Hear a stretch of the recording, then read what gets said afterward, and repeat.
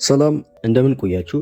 የፓውስ ክሌሚንግ ፕሮሰስ ከሁለት ቀን በፊት መጀመሩ ይታወቃል። ታዲያ የፓውስ ክሌሚንግ ፕሮሰስ ከመጣ በኋላ እስከ ዛሬ ድረስ ባለው ባይቢት እና ቢትጌት ብቻ ነው እዚህ ጋር ዲፖዚት አድሬስ እንድናስገባ ይመጡልን። ምናልባት እስከ ዛሬ ምሽት ድረስ ባለው ሌሎቹ ኤክስቼንጆች ይመጣሉ ብዬ ተስፋ አድርጋለሁ። ምክንያቱም የፓውስ ኤርድሮፕን ሊስት ለማድረግ አናውንስ ያደረጉ ወይንም ማስታወቂያ የሰሩ ኤክስቼንጆች ከ5 በላይ ናቸው።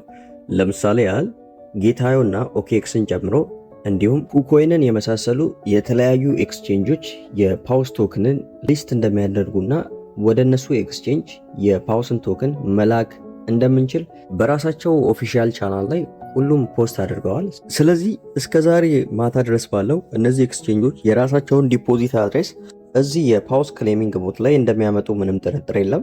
ነገር ግን ታዲያ በዚህ ሁሉ አንድ ማስተዋል ያለብን ነገር አለ። እሱም ምንድነው? የፓውስ ክሌሚንግ ዴት የሚያበቃው ማርች 16 ነው። ይህ ማለት ዛሬ ማርች 15 ነው። ማርች 16 ደግሞ ነገ በእኛ ዕለተ እሁድ ማለት ነው። ዕለተ እሁድ እስከ ምሽቱ 1 ሰዓት ድረስ ባለው ብቻ ነው የፓውስ ክሌሚንግ ሊቆይ የሚችለው። ከዛ በኋላ ባለው የእኛን የፓውስ ቶክን ወደ ኤክስቼንጅ መላክ የምንችለው ከሊስቲንግ በኋላ ነው። ስለዚህ ወደ ኤክስቼንጆች ያላኳችሁ ሰዎች እስከ ዛሬ ምሽት ድረስ ባለው ሌሎች ኤክስቼንጆች እስኪመጡ ድረስ መጠበቅ ነው። ምናልባት ምንም አይነት አዲስ ኤክስቼንጆች እስከ ዛሬ ምሽት የማይመጡ ከሆነ ነገ የራሳችሁን ውሳኔ እንድትወስኑ እላለሁ። ምክንያቱም ነገ የመጨረሻ ቀን ነው የሚሆነው። ከነገ በኋላ ባለው እንደነገርኳችሁ ወደ ኤክስቼንጅ መላክ ይቋረጣል።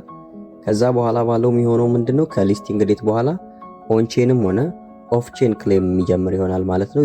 ከሊስቲንግ በኋላ ባለው የእኛን ቶክን ወደ ኦንቼንም ሆነ ወደ ኦፍቼንም 3% የሚሆነውን ጋስ ፊ በመክፈል መላክ እንችላለን ማለት ነው።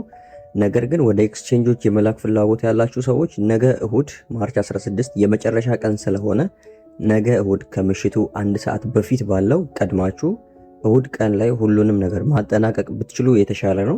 የእናንተን ቶክን ወደ ኤክስቼንጅ ለመላክ ምንም አይነት አማራጭ የሌላችሁ ሰዎች የእናንተ እጣ ፈንታ የሚሆነው ከሊስቲንግ በኋላ ዳይሬክት ክሌም ሲጀምር ወደ እናንተ ወደ ሶላና ፓንተም ዋሌት ያላችሁን ቶክን ልካችሁ ወደ ዶላር ኮንቨርት ማድረግ ነው የሚሆነው። ታዲያ ከሊስቲንግ በኋላ ወይንም በሊስቲንግ ቀን የእናንተን ቶክን ወደ ሶላና ዋሌት ዳይሬክት ክሌም ለማድረግ የጋስ ፊ ያስፈልጋችኋል። የጋስ ፊው አሁን ላይ ወደ ኤክስቼንጅ ለመላክ በሚደረገው ሂደት እንደተረዳነው ከሆነ ካለን ቶክን ላይ 3% ያህሉን በመክፈል እንደምንልክ ነው ያየነው።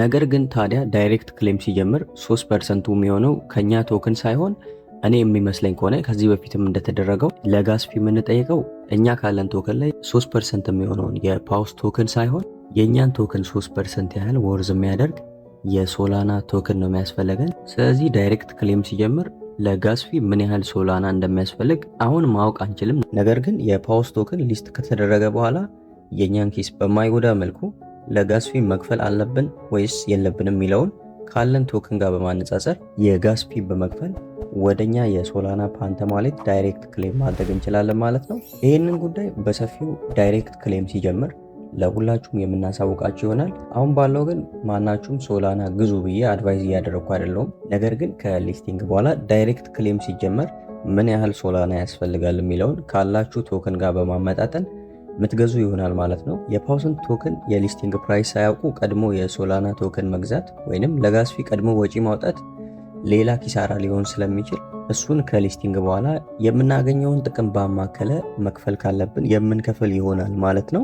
የፓውስ ቶክን ክሌሚንግ የሚቋረጥበትን ወይንም የሚጠናቀቅበትን ቀን ማርች 16 መሆኑን ከዚህ በፊት አላሳወቅንም ነበረ።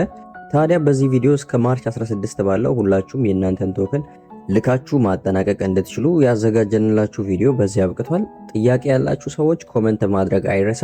ከመልቲ አካውንት ጋር በተገናኘ ከዚህ በፊት በሰራናቸው በሁለቱም ቪዲዮዎች ምን ማድረግ እንዳለብን በብዙ ማብራሪያ ተናግረናል። እነሱን ቪዲዮዎች በዚህ ቪዲዮ መጨረሻ ላይ ስክሪኑ ላይ ታገኟቸዋላችሁ። እነሱን ቪዲዮዎች ቼክ በማድረግ ስለ መልቲ አካውንት ያለንን አቋም በዛ መረዳት ትችላላችሁ ማለት ነው።